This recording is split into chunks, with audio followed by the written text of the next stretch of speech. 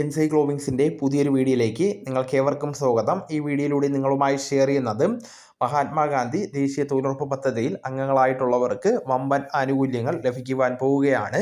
20 ദിവസമെങ്കിലും തൊഴിലുറപ്പ് ജോലി ചെയ്തവർക്ക് ക്ഷേമനിധി ബോർഡ് അംഗത്വം നൽകുകയാണ്. ക്ഷേമനിധിയിൽ അംഗങ്ങളാകുന്നവർക്ക് ഒട്ടനവധി ആനുകൂല്യങ്ങൾ ലഭിക്കുന്നതാണ്.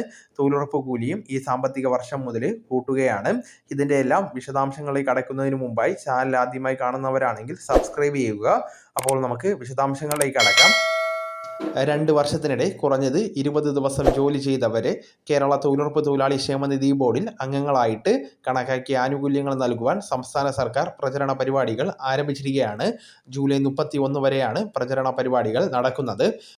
പഞ്ചായത്തുകളിൽ തൊഴിൽ നൽകുവാൻ കേന്ദ്ര സർക്കാർ പണം മുടക്കുന്ന മഹാത്മാഗാന്ധി ദേശീയ ഗ്രാമീണ തൊഴിലുറപ്പ് പദ്ധതി, അതുപോലെ തന്നെ നഗരമേഖലകളിൽ സംസ്ഥാന സർക്കാർ നടപ്പിലാക്കുന്ന അയ്യങ്കാളി നഗര തൊഴിലുറപ്പ് പദ്ധതി എന്നിവയിലെ തൊഴിലാളികളെയാണ് ക്ഷേമനിധിയിൽ അംഗങ്ങളാക്കുന്നത്.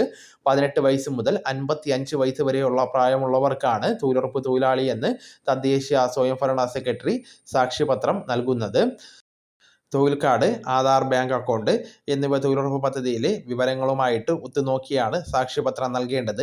പ്രതിമാസം 50 രൂപ അടയ്ക്കേണ്ടതാണ്.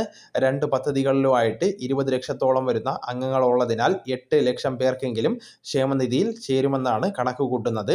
ഇതിനായിട്ട് നമുക്ക് തൊഴിലുറപ്പ് തൊഴിലാളികളുടെ ഔദ്യോഗിക വെബ്സൈറ്റ് മുഖേന നമുക്ക് ബന്ധപ്പെടാവുന്നതാണ്. ബോർഡിന് ജില്ലാ ഉദ്യോഗസ്ഥർ ഇല്ലാത്തതിനാൽ തൊഴിലുറപ്പ് പദ്ധതിയുടെ ജോയിന്റ് പ്രോഗ്രാം കോർഡിനേറ്റർമാർക്കാണ് ജില്ലാ ക്ഷേമനിധി ഓഫീസറുടെ ചുമതല നൽകിയിരിക്കുന്നത്. 2021 നിയമസഭാ ബില്ല് പാസാക്കിയതാണ്. 2023 ജനുവരിയിൽ രാജ്യത്ത് ആദ്യമായി തൊഴിലുറപ്പ് ക്ഷേമനിധി ബോർഡ് കേരള രൂപീകരിച്ചിരിക്കുകയാണ്. ബോർഡിന്റെ പ്രവർത്തന ഫണ്ടിനായിട്ട് കള്ള് വ്യവസായ തൊഴിലാളി ക്ഷേമനിധി ബോർഡിൽ നിന്ന് 1 കോടി രൂപ കടമെടുത്തിരുന്നു. പരമാവധി തൊഴിലുറപ്പ് തൊഴിലാളികൾ ക്ഷേമനിധിയിൽ അംഗങ്ങളാവാൻ ശ്രദ്ധിക്കേണ്ടതാണ്. സംസ്ഥാനത്ത് നിലവിലെ തൊഴിലുറപ്പ് തൊഴിലാളികൾക്കായിട്ടുള്ള വേതനം 346 രൂപയിൽ നിന്ന് 369 രൂപയാക്കി വർദ്ധിപ്പിച്ചിട്ടുണ്ട്.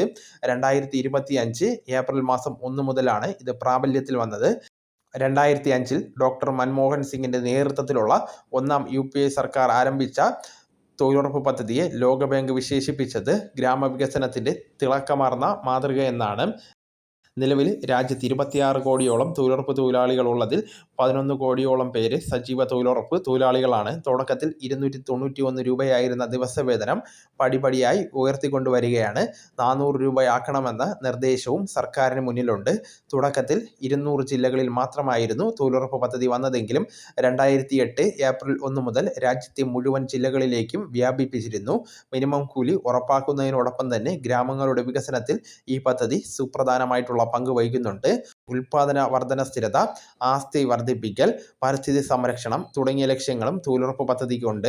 സ്ത്രീകളുടെ വലിയ പങ്കാളിത്തം ഉറപ്പുവരുത്തിയ പദ്ധതിയിൽ തുല്യവേതനം എന്ന സങ്കല്പവും വിജയകരമായിട്ട് നടപ്പിലാക്കി. ഇത്തരത്തിൽ സാമൂഹികപരമായിട്ടും സാമ്പത്തികമായിട്ടും സാംസ്കാരികപരമായിട്ടുള്ള അഭിവൃദ്ധി രാജ്യത്തിനും ജനങ്ങൾക്കും പ്രദാനം ചെയ്ത സുപ്രധാനപരമായിട്ടുള്ള പദ്ധതിയാണ് തൊഴിലുറപ്പ് പദ്ധതി.